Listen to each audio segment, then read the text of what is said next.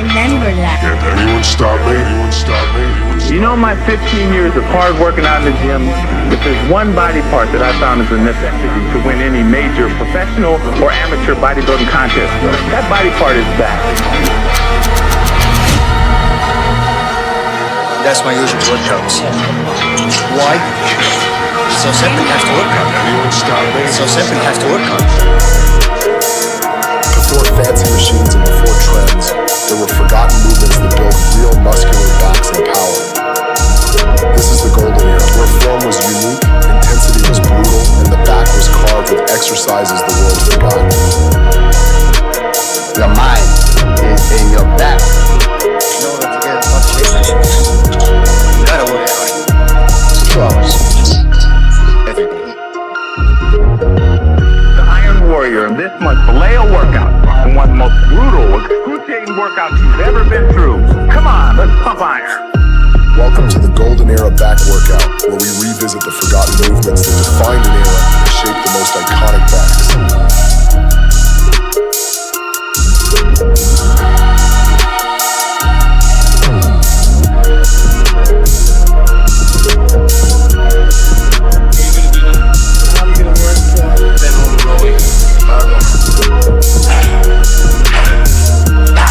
Barbell Rows, which is #1 for building thickness and width. You don't get it back without kicking butt.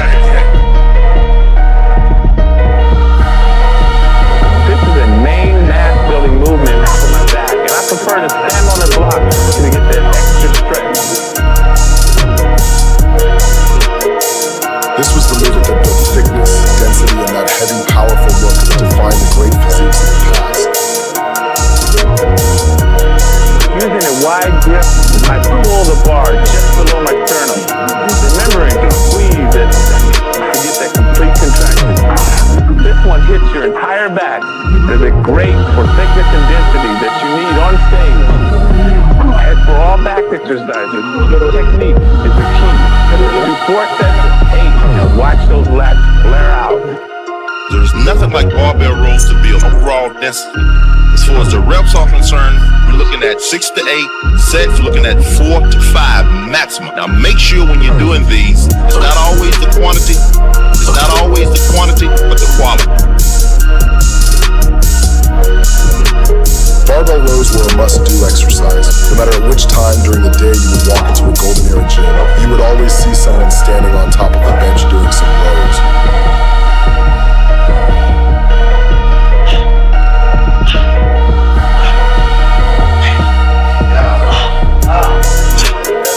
The sound of iron plates rattled through the gym as the barbells moved up and down, fueling the atmosphere that made you walk through the door.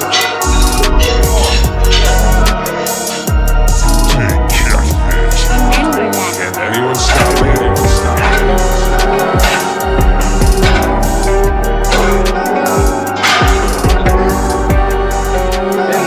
Real pain came out. Now I have to really do my best, but my best will be good always. We'll work around it, right? There is a solution for every problem.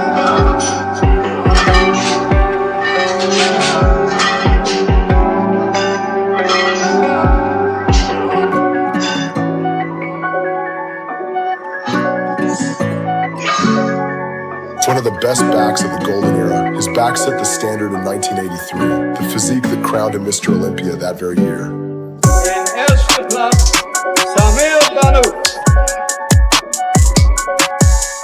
See, when you do bend over row, and only the arm goes up, all the way down, and all the way up. I personally believe in full range of motion. Barbell rows didn't just build the lats, they built the entire back, upper back, mid back, lower lats, and even the spinal erectors. It was a full chain movement, forcing the back to grow as one complete unit.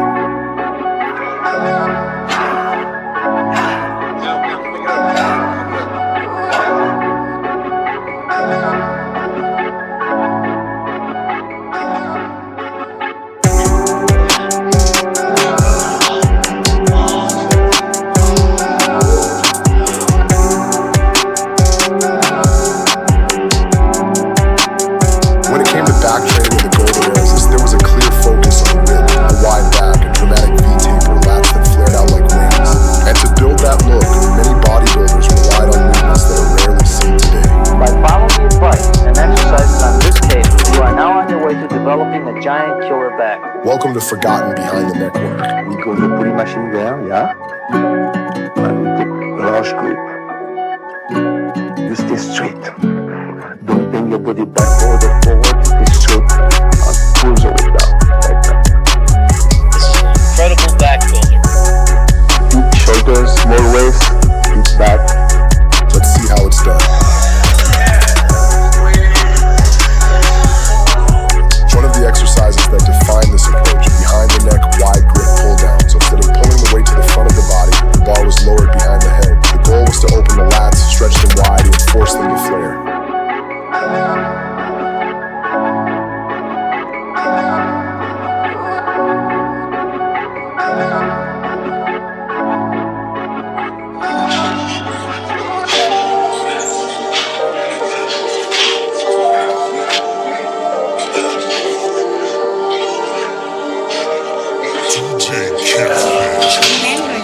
Anyone stop me?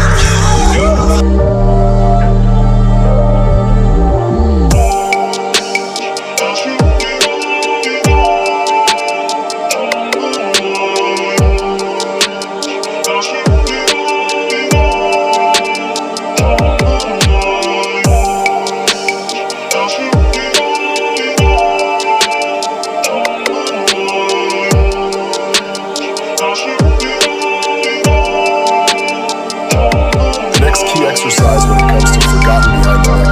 Key factor to a big golden era back was behind the neck pull-ups.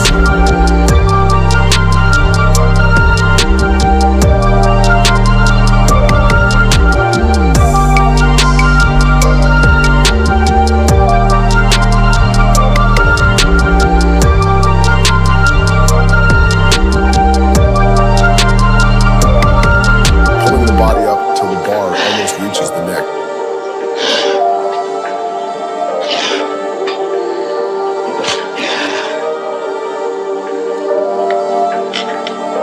Now doing a wide grip chin up on a straight bar, going up as high as we can behind the head, going all the way down, stretching the lats.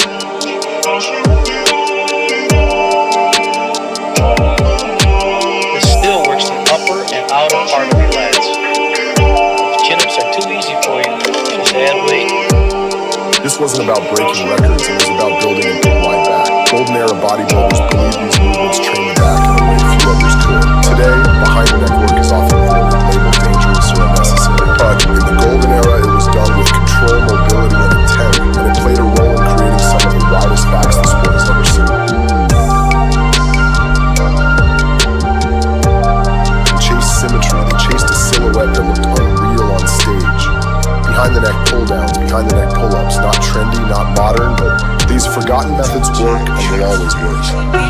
Time to move to the next exercise that was used for that classic mass. We did 4 moments? They're basic, 4 basic moves. The pull-ups, close grip pull-downs, seated rows, T-bar rows.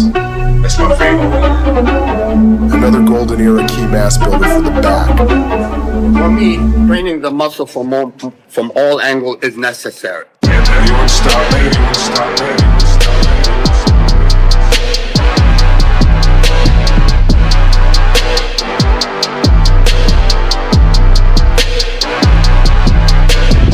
Golden era of bodybuilding, a great back was built with heavy basic movements, exercises that demanded strength, balance, and control.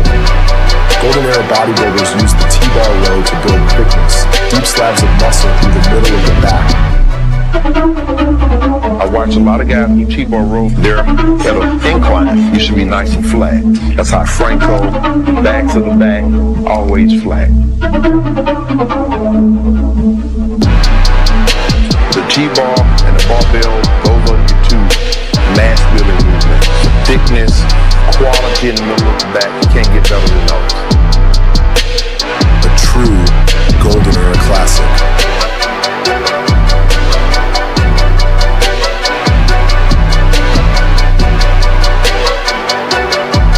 8 to 10 reps. That's a good quality to do, particularly with that explosive movement. I would go as low as 6 reps, but I never go higher than 10. Normally I stay around 8. Now on the cable movements, like Pulldowns or cable row, it could go around 12. Sometimes with competition training, maybe go 15.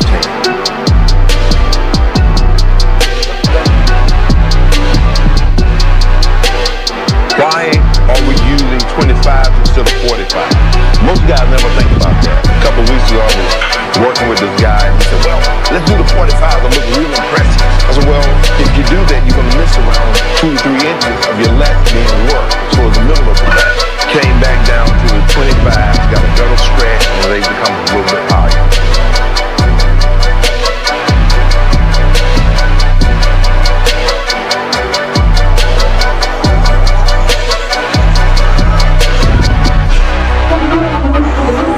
You have to train, and you have to feel the pain. You have to maintain your brain.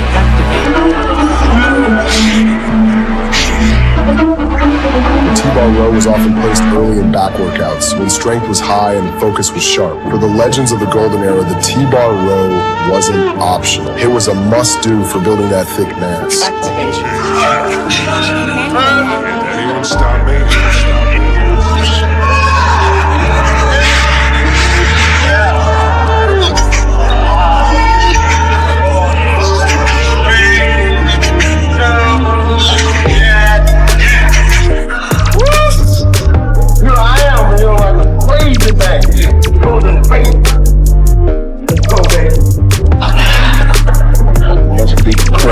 Stretch, explode. Stretch, explode. Stretch, explode. We can have it, Haney. We can have it, baby. Make it easy. Stretch, explode. Stretch, explode.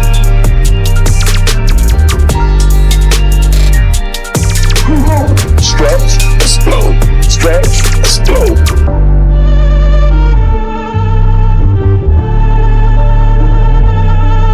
Stretch, explode. Stretch, explode. Simple. Brutal. Effective. After those heavy sets of T-bar rows, you'll feel the thickness in your back almost instantly. You'll notice a big dense pump across the entire back. To keep this insane back pump going, we're moving on to the next movement. The next exercise, cable rows, an exercise passed down through generations. And to understand the level of mastery behind it, listen to the story by Platz and what inspired him to build a big golden era back. I got chest down early on. I got legs down early on. Back, but like, wow, how do you do that? How do I do it? I was a big, I was a tugger. I was an old strength athlete. I wanted to move big weights. So then I would watch Robbie Robinson. To this day, when Robbie Robinson's doing seated cable rows in the gym, I stop and I watch.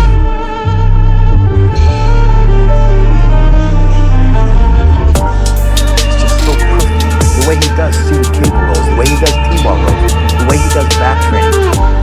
Art, style, love, and I give my attention to that. And I try to emulate that. Using my fingers, cocking my wrists like Robbie does. He doesn't know what he does in this, but I watched him do weakest areas that I had to really learn it. I give special attention to it and train differently. I really believe this day. Until 3 weeks ago, I was in the Gold's Gym going, look at that. Look at Robbie Robinson do that. He's 73 or 4 years old right now, but he still has that finesse. And I watch that and I think about that. So if I think about body parts, your weaknesses can become your strengths sometimes. They can.